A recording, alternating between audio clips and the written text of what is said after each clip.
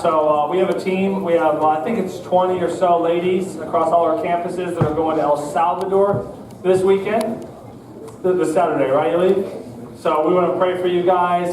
Pray for our ladies team that's away, and have a wonderful, wonderful trip. All right, we'll be covering you guys in prayer, and what an exciting time. Looking forward to hearing great reports about what the Lord does. And well, listen, let's dive right in here today. We're continuing a series that we're simply calling Signs. It's really a sermon series that's based on miracles and wonders that we see throughout the Gospels, and it's an interesting word that we're kind of tagging along here because in the Gospels, the Synoptic Gospels, Matthew, Mark, and Luke, they really use the word miracle or wonders often. And the book of John just does a subtle change to the way he describes the miracles we see throughout the Gospel, and he calls them signs. Now, what is a sign? A sign is something that points to something else, right? It's a reminder, or it's a way to help us navigate the ways of life, whether we go right, we go left, we stop, we yield, we go forward, right? Our sign's good for us. And so these signs are more than just to tell us a story of something that happened when Jesus was alive, but they're a sign to help you and I navigate the road to which we've been called to walk and how we walk through all that God's calling us to do. And so the question we ask ourselves is, how do these miracles, how do they fit into our life today? What do they matter? And so that's really what I want to unpack over the next bit of time. And I really see there's really two major ways that this happens. The first is God is looking for a way for him to reveal himself, right? Because Old Testament say God is kind of unknown. We know there is a God, but we're unknown. And so he chooses to reveal himself through his Son, Jesus Christ.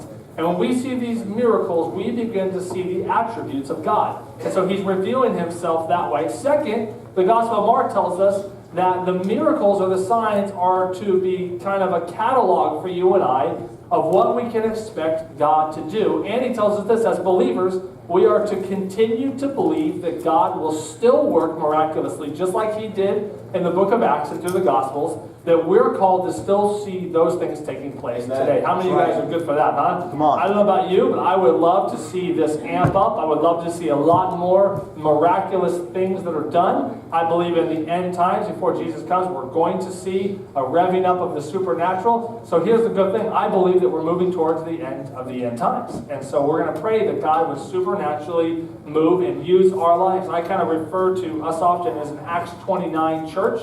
If you don't know what that means, there's 28 chapters in the book of Acts, but I believe the book of Acts is still being written through you and I. It's just the story of the early church, but the church has kept on going and going and going and going. And here we are, 2,000 years later, still moving and still trying to build God's church. And so that's what the Lord's called us to do. But he's called us to do it through the supernatural. So as we look through the Gospel of John, it should strengthen our faith.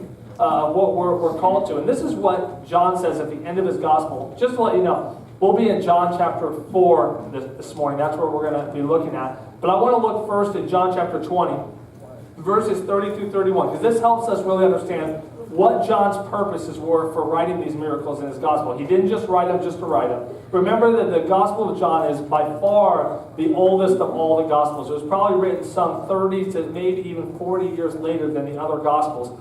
John is at an old age when he writes his gospel, his epistle, and the book of Revelation. So just understand that. So he has a little bit of life left, and he's saying, how can I make sure that the church understands what's going to be taking place? And so this is what he tells us as he kind of concludes his thoughts in the book of John. He says this: Jesus performed many other signs in the presence of the disciples, which are not recorded in this book. So Jesus recorded many, not some, not a few, many other signs. So Jesus was a miracle-working God. He's trying to paint the picture for us that God just did a lot of miracles. So these are the ones that he's chosen to record in this book. And this is what it says: but these are written that you may believe that Jesus is the Messiah, the Son of God, and that by believing in him, you may have what?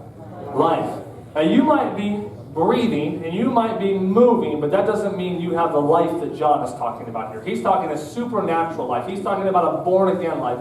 He's talking about a life under the banner of Jesus Christ. It's other gospel writers refer to this as the abundant life. It's what we're called to live. And so John specifically Out of all the miracles, he chooses 7 to talk about. And these 7 miracles all teach us something about Jesus. So John much more goes for the validity of the miracles, not just the volume.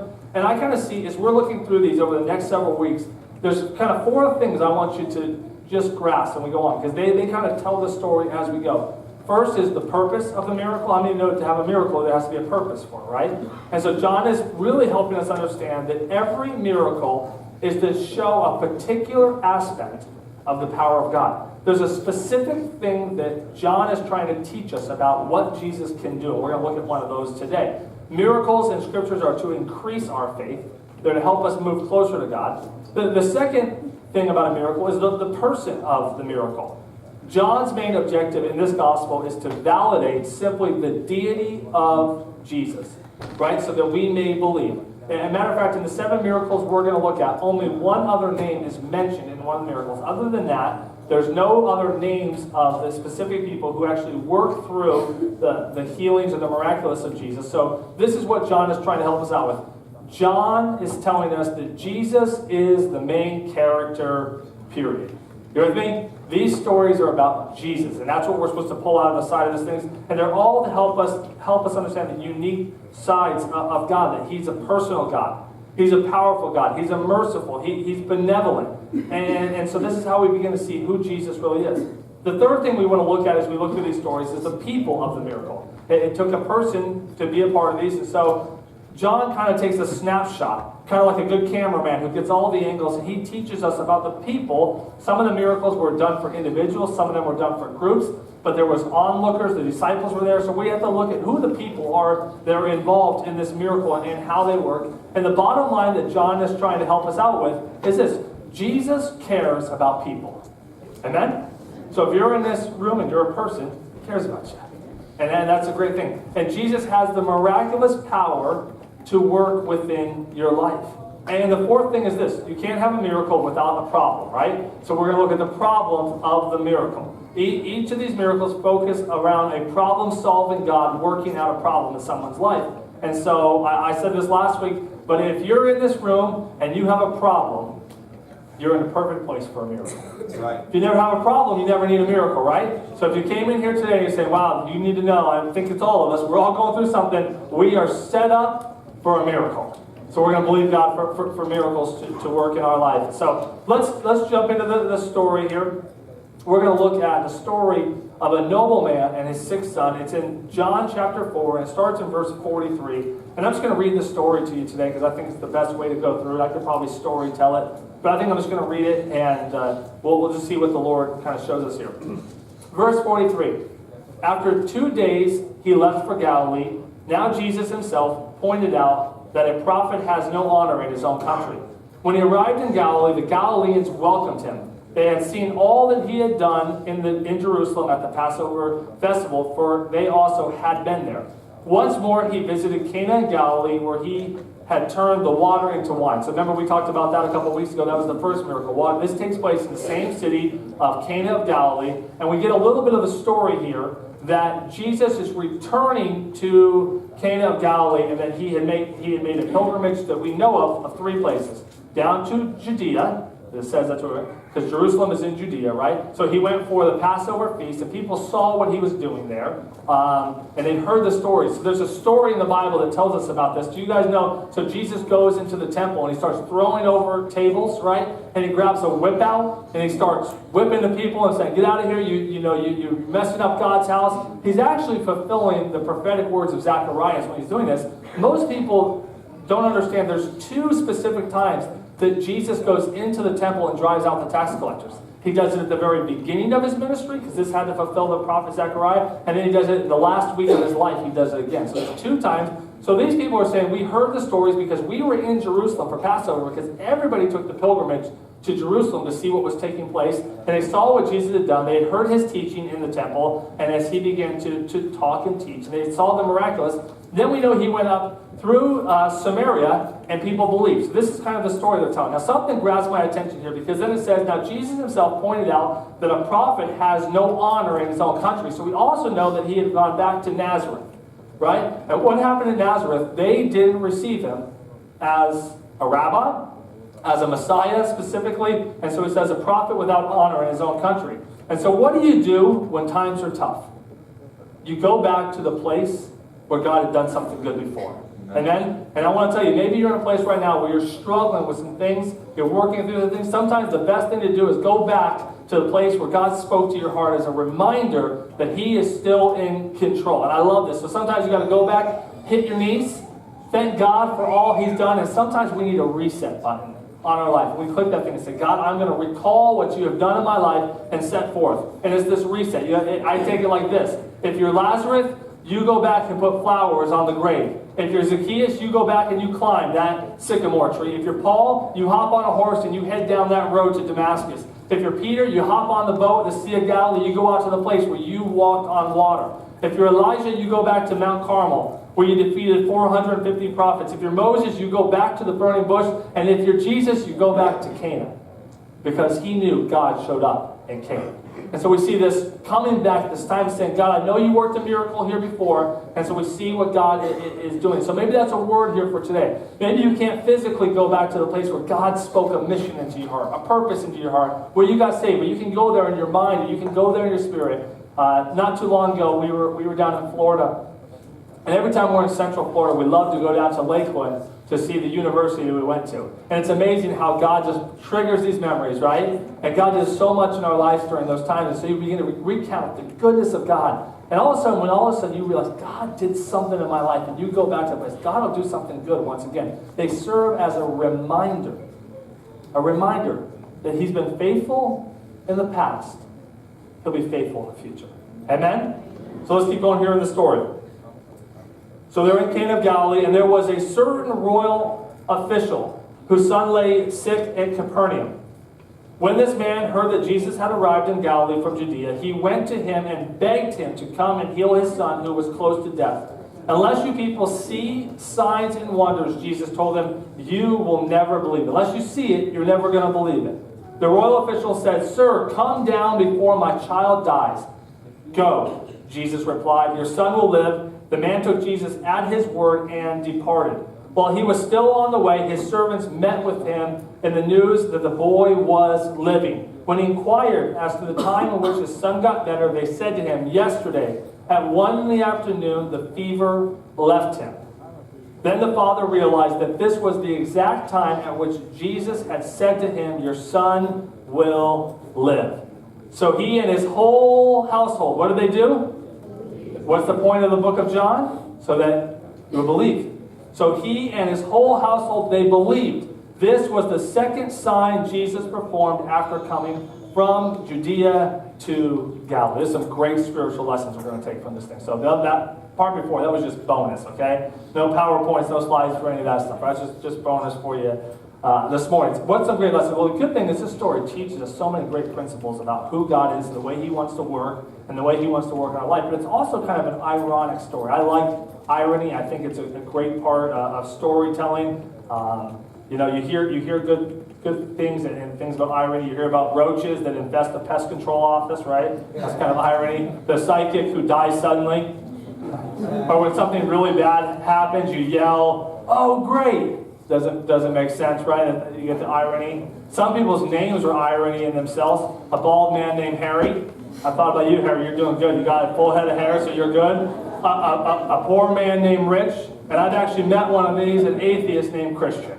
So you've got a problem when you get to these. But this story in itself has some of its own irony built into it. I mean, just starting the story off, here you have a Roman official who is probably very wealthy to get to that stature in life. And yet he goes and he seeks out a peasant Galilean carpenter for his miracle's sake. Now let me give you just a little bit of first century history of Israel. Roman officials and itinerant Jewish rabbis, they usually didn't hang out in the same circles, right? They didn't follow each other on Twitter. They weren't friends on Facebook. These two worlds were far apart from one another. And so you see this rich man coming to see Jesus. Another incredible thing about this, though the Jewish people are described as having strong spiritual roots, they're the ones that are missing Jesus up to this point. It's not the Samaritans. It's not the Romans. They are receiving Jesus openly, but it's the Jewish people that are having a hard time. And then maybe the greatest part of irony of this whole story is in most people's atmosphere, if you ask the question, who is the person who has authority in this story? Well, you would instantly think it must be what? The royal official, right? This guy has political power, but even in the midst of his political power, he recognizes very quickly that he himself is under a man who has greater authority. And we see the twist and the irony of this story. So let's look a little bit deeper to what we're talking about here today. This story is about a boy who's close to death. And if you've ever gone through a traumatic moment as a family, you can probably understand the urgency of which this father is going through this thing. His son is dying.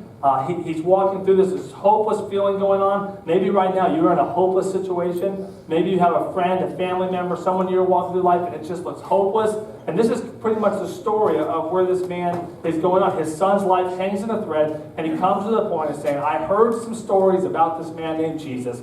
I'm going to go find him. That kind of brings us to where we're at. So he rushes 20 miles from Capernaum to the Sea of Galilee. Now, Capernaum sits at the very northwestern, for you guys, it's on this side, northwestern part of the Sea of Galilee, right? And so this would have been about a 20-mile journey to Cana of Galilee to make this thing. And he would have been traveling like southwest. Now, here's the amazing thing. Capernaum is about 700 feet below sea level. Okay, so it sits down, and as he begins to leave the region of the Sea of Galilee to go out towards Cana, he's going up into the mountains. So this is a journey. This is a 20-mile journey that would probably take 8 to 10 hours to get to this place. So can you imagine kind of this frantic journey that would take the guy all day up a hill? He's traveling through the mountainsides to get to see Jesus. And that kind of helps us understand this. I love this quote from Mark Batterson. He says this, sometimes faith is measured in miles. I love that. Sometimes faith is measured in miles. Sometimes God wants to see how far are they willing to go to get to the miracle. And this man was probably willing to go any distance. And he makes this journey up through the mountains, goes up to this thing. You know, I think about miles and faith and the journey to the miracle. And I think about the walls of Jericho and the Israelites. Man, mile after mile after mile around the outer city gates of Jericho. But their faith is rising. Sometimes faith is measured in miles. How far are we willing to get to see where God wants to take us to?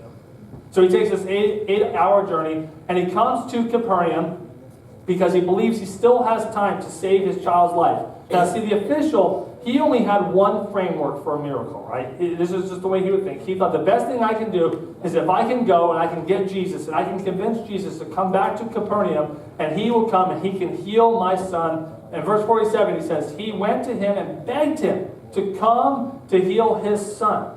And so what I want to do today is I want to give you some thoughts. I want you to write these things, 5 things that we can kind of take from this story. As this man is on this journey trying to convince Jesus to come to Capernaum, this is what we learn. God's power is always available. God's power is always available. When this man comes and finds his way to Jesus, Jesus doesn't begin to start a dialogue with him of, who are you? Where are you from? Are you a Jew? Are you a Greek? What city are you for? Jesus doesn't care about any of those things. Jesus is looking for something much greater. He's looking to identify this man's faith. God is much more concerned with our faith than where we've been, what our past has, issues, trials, whatever those things are. God is very, very little concerned about those things. But what he is concerned about is the faith levels and the distance we're willing to go to this. God doesn't dispense his power based on who you are, but how he wants to work in your life.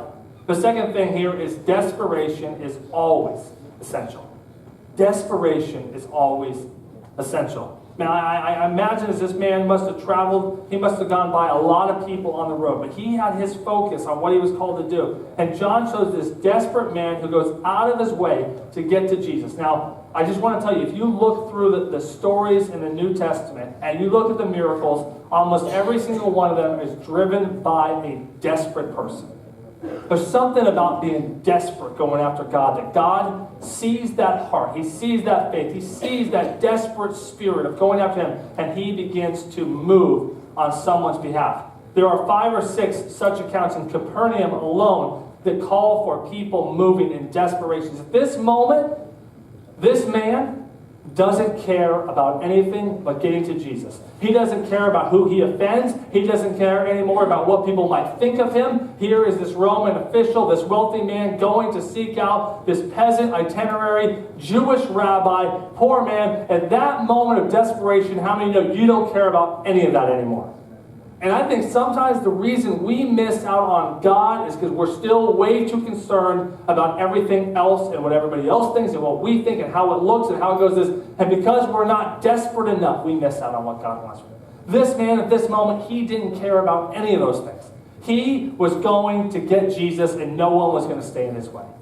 Whatever the journey took, he was going towards it. And he moves to this. The third thing is this: God is not bound by proximity. This is really the crux of the story. Jesus did not need to go to the official son's home for the healing to take place. He only needed to say a word. Your son will live. I want to tell you today, maybe what you need in this place is you need a word. You need a word from God. Only a word changed everything. There's an interesting story in the Old Testament. It's found in 2 Kings 4. You don't need to turn there. I'll tell you the story. There's a story of Elijah the prophet. And it's a story that really kind of mirrors this one in the New Testament. It's amazing how many of these miracles kind of have a mirror image of what takes place in the Old Testament and the New Testament. So there's a mirror image of this story. And it's the story of the Shunammite's son. And he dies. And this lady goes to go find Elijah the prophet because she knows that he can come and heal her son. You guys know this story? If you don't, I'll kind of fill you on it. And there's some real similarities between these things. So here's what we know. Here's the similarities. There's both a father and there's a mother in the stories who are desperate to come and bring healing to their son. One son is dead, okay? One son is about ready to die. So these are critical places. And we see a parental person who's willing to go to great lengths to see a miracle take place in their life. Okay? They both move out of desperation to find the one person that they know can do something about their problem. The Shunammite woman, her answer was the prophet Elijah. This man, his answer was Jesus. There's one person I need to get to find this thing. And they both went on great journeys to find the person who could come and touch their situation and bring healing to their children. You with me? But there's one really big difference about the story. Elijah had to go to the house of the Shunammite's son, and then he begins to walk through this whole process of bringing the son back to life. And Jesus says, I don't need to go, I only need to speak the words. And we see this dramatic storytelling. Remember, these are signs. They're teaching us a story. They're teaching